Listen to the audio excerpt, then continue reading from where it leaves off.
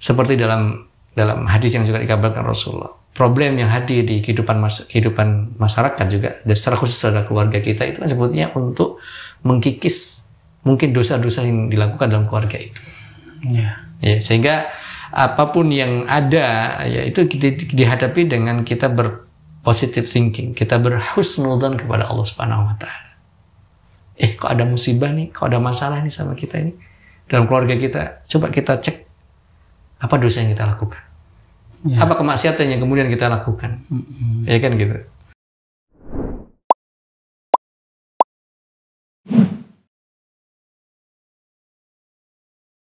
Nah, berarti peran pasangan sangat penting ya Ustaz ya. Makanya dulu ketika kita ngobrol di awal, kenapa agama itu sangat penting bagi pasangan atau calon pasangan kita gitu ya. Iya. Karena ketika nanti sudah berumah tangga yang kayak gini-gini nih, ya kadang orang nggak kepikir gitu loh.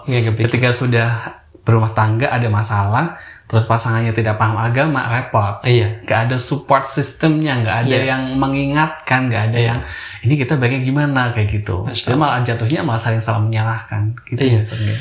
Yang benar ya. Tadi memang fondasinya pada apa yang sudah ditetapkan oleh Allah dan Rasulnya, dan kita yakini bahwa Quran itu wahyu loh. Allah yang mengabarkan. Allah yang tahu apa yang akan terjadi pada kehidupan manusia, termasuk saya dan kita semua. Makanya kadang juga problem yang kedua kalau boleh kita sebutkan, yang masuk pada rumah tangga itu adalah ada penyakit wahan. Wahan itu yang kata Rasulullah, kemudian sahabat bertanya, wahan itu apa sih? Wahan itu hubbud dunya wa karahiyatul maut. Terlalu cinta pada dunia dan takut mati. Benar. Ad-dunya, ada orang bilang ad-dunya mazra'atul akhirah gitu ya. Dunia ini ladang kita untuk mencari akhirat. Dan memang Allah juga berfirman ya, wala tansa nasibaka minad dunya. Ya, kalian memang kalian wabtahu fima ataqallahu daral akhirah. Carilah apa yang akan Allah berikan untuk kehidupan akhirat kita. Dan ini sudah ada dalam Al-Qur'an semua. Kenikmatan surga, kenikmatan yang Allah Allah janjikan, dan pasti janji Allah akan dipenuhi, itu sudah Allah kabarkan dalam Al-Quran. Nah, kita sebutkan tadi pada poin pertama sebelum tadi yang ini menjadi problem karena jauhnya kita dari Al-Quran. Lalu kemudian Allah sudah kabarkan tentang nikmat surga itu dalam Al-Quran kan gitu. Wala tansa nasibaka minad dunya. Jadi kita tetap fokus pada kehidupan kita, jangan lupa kehidupan dunia. Memang kita sedang berbuat di dunia, tapi janganlah terlalu cinta banget dengan dunia. Karena kalau terlalu cinta pada dunia, akhirnya lupa pada kewajiban kita kepada Allah Subhanahu Wa Taala. Maksudnya terlalu cinta pada dunia itu bagaimana? Allah sudah kasih rezeki pada kita, finansial tadi ya. Allah sudah kasih uang gitu. Allah sudah kasih kita rezeki. Sebetulnya itu batas kemampuan kita, ukuran kita yang sudah cocok bagi kita. Tapi mohon maaf, kadang ada keserakahan, ada bisikan hawa nafsu, ya kan? Yang kemudian ini membuat ya keluarga itu, mohon maaf, kurang bersyukur kepada Allah tadi. Mohon maaf, kurang qanaah, kurang merasa cukup dengan apa yang sudah Allah berikan. Karena apa? Yang sering dilihat itu adalah rumput tetangga lebih baik, rumput tetangga lebih hijau, padahal rumput kita itu lebih subur, lebih hijau, lebih baik, dan itu lebih berkah insya Allah. Ya ini kan kemudian yang menyebabkan tadi problem itu terjadi. Ditambah awalnya tadi pemahaman agama yang rendah, akhirnya sibuk mencari dunia, tiba-tiba meninggal, apa yang mau dibawa? Makanya kan tadi Rasul mengabarkan penyakit wahan tadi, cinta dunia dan takut mati itu menjadi problem yang nyata juga dalam kehidupan berumah tangga gitu. Jadi seolah-olah semuanya itu bisa selesai dengan banyaknya uang. Tidak. Iya kan? Kalau seandainya uang itu bisa menyelesaikan, kenapa ada Qarun? Kenapa Qarun menjadi pelajaran bagi orang kaya raya? Kenapa Fir'aun dihancurkan? Bahkan muminya Aden itu menjadi pelajaran bagi umat manusia. Contoh kalau kekayaan itu tidak akan menjamin, ya. Tentu menjadi orang Muslim yang kaya itu baik, ya, karena itu juga punya kesempatan lebih banyak. Ya, punya kesempatan lebih banyak untuk bersedekah, menolong orang. Iya, itu tentu baik ya. Nah, disinilah yang juga menjadi problem, karena ketika kita menuntut ya, padahal kemudian semuanya sudah melakukan aktivitasnya. Dalam hari ini suami memang harus bertanggung jawab untuk kehidupan rumah tangganya dalam hal nafkah. Tapi nafkah yang ada itu harus disyukuri dan dihitung sesuai dengan kemampuan. Ya, jangan menuntut lebih. Ketika menuntut lebih, nanti akhirnya kan si suami akan berpikir mencari tambahan, dan bisa jadi tambahan itu jadi jalan yang tidak halal.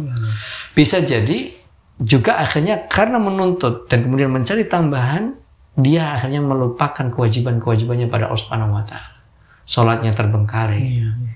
Pertama mungkin masih bisa jaga sholat, karena tekanan akhirnya aku sholat aja waktunya nggak cukup, akhirnya nggak sholat. Saat Ramadan karena fisiknya lemah, akhirnya nggak puasa Ramadan. Ini kan menjadi problem berikutnya.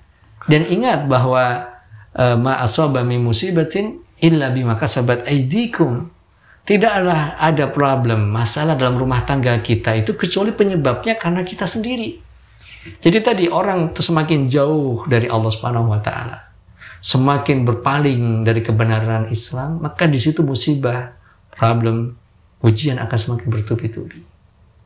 Makanya kan para ulama salaf, ya, orang-orang soleh sebelum kita seperti Imam Hasan Al-Basri, ketika kemudian dia tertimpa musibah itu, dia nggak menyalahkan orang, dia melihat pada dirinya apa yang dosa yang saya lakukan sehingga terjadi seperti ini. Ya, nah kemudian juga maka di sini ada poin berikutnya, mungkin yang ketiga, yang ini menjadi problem di rumah tangga kita ini juga hilangnya al-istikharah wal istisyarah. Hilangnya kalau ada masalah itu seolah-olah kita akan selesaikan sendiri. Iya. Padahal di sana ada Allah. Padahal di sana ada zat yang tahu apa yang kita lakukan, tahu apa yang akan terjadi pada diri kita.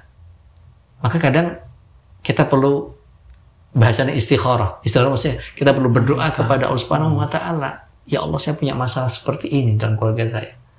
Mohon ya Allah bukakan hati hamba, bukakan jalan dan solusi terbaik bagi. Dan kita nggak usah bahasa jauhnya tedeng aling-aling, nggak usah malu-malu lah sama Allah. Allah juga tahu masalah kita. Dan kita memohon agar Allah memberikan solusi yang terbaik bagi kehidupan rumah tangga kita. Yang termasuk juga di situ hilangnya musyawarah juga dalam rumah tangga itu. Jadi nggak ada komunikasi yang sudah kita pernah sampaikan pada episode sebelumnya itu. Jadi kalau ada problem ya kita duduklah, kita saling kemudian menyampaikan masalahnya apa, kita hitung bersama. Ini finansial lagi ya, masalah keuangan ini cukup nggak, anak sekolah mau di mana, keuangan kita seperti ini, gitu kan. Dan segala macamnya itu kan harus kemudian kita duduk bareng. Tidak kemudian memang ya Allah berikan kita kesempatan untuk kita bermusyawarah, tapi yang paling utama, yang pertama kalau saya kemudian melihat pada problem kehidupan kita itu ya kita bersandar dan memohon pada Allah Subhanahu wa Ta'ala. Dan kapan Allah akan mendengar doa-doa kita ini juga tadi kembali kepada apa yang kita sebutkan di awal. Semakin kita mendekat pada Allah, ya maka akan kemudian Allah mudahkan dan doa kita akan mudah dikabulkan oleh Subhanahu wa Ta'ala kan gitu ya. Ketika kita menjauhi maksiat, maka doa kita juga akan mudah dikabulkan oleh Allah Subhanahu wa Ta'ala. Jadi ini kayak puzzle gitu loh. Kayak semuanya terkoneksi ya. Terkoneksi dan semua saling berhubungan itu antara poin pertama tadi, poin kedua, poin ketiga, untuk kemudian kita ini kenapa terjadi problem, ada jauhnya kita dari Allah. Berarti itu adalah kemaksiatan, maka kemudian ada masalah. Solusinya ya kembali kita mendekat kepada Allah Subhanahu wa Ta'ala. Kewajiban-kewajiban kita harus kemudian kita lakukan. Akhirnya karena gini, ketika kemudian hanya dipikir urusan dunia tadi, takut pada dunianya gitu kan, akhirnya melakukan hal-hal yang kemudian itu seolah-olah tertekan pada dirinya untuk melakukan dan sampai target yang dia inginkan gitu kan, padahal fisik udah capek, otak sudah panas gitu kan. Akhirnya yang muncul apa? Ini problem berikutnya, kemarahan, emosi terus, pulang marah, ketemu istri marah, ketemu anak marah, terjadi perang dunia keberapa dalam rumah itu, piring terbang, gelas gelinding gitu kan. Ini hal-hal yang efeknya karena awal itu tadi, problem awalnya nggak terselesaikan gitu loh, maka muncul berikutnya. Dan tahu nggak, ketika kemudian di rumah, naudzubillah min dzalik, rumah tangga yang di situ hanya ada kemarahan, hanya ada dengki, hasad, hasud, itu panas rumah tangga. Rumah tangga yang tidak diberkahi oleh Allah Subhanahu. Apalagi rumah yang tidak pernah dibacakan ayat suci Al-Quran. Maka tadi kita poin awal kita sebutkan waman a'rada an dzikri. Jadi kita sebutkan tadi makna secara bahasanya juga Al-Quran itu, membacanya dalam rumah-rumah. Jadi rumah kita tuh adem, kepala juga dingin. Alhamdulillah rezeki ada, alhamdulillah. Makanya dalam urusan dunia lihat orang yang di bawah kita, jangan lihat ke atas terus. Gak pernah kita akan sampai. Nah, bisa gak kita menggapai bulan? Gak bisa lah. Kita tuh menginjak bumi. Jadi lihatlah orang yang di bawah. Jadi kita kondisi apapun, alhamdulillah. Itu yang terbaik tadi. Ada musibah, sabar. Kenapa? Ternyata ada orang yang musibahnya lebih gede daripada kita, lebih berat dari kita. Dan itu realistis dalam kehidupan kita itu. Maka juga bagian dari solusi pada ayat itu disebutkan juga oleh Allah Subhanahu wa taala, ya, wal kadhiminal ghaidha wal 'afina 'anil nas. Kalau kemudian ada masalah sampai marah itu dan akumulasi itu kemarahan itu biasanya, maka segera dia menahan kemarahan itu sebisa mungkin.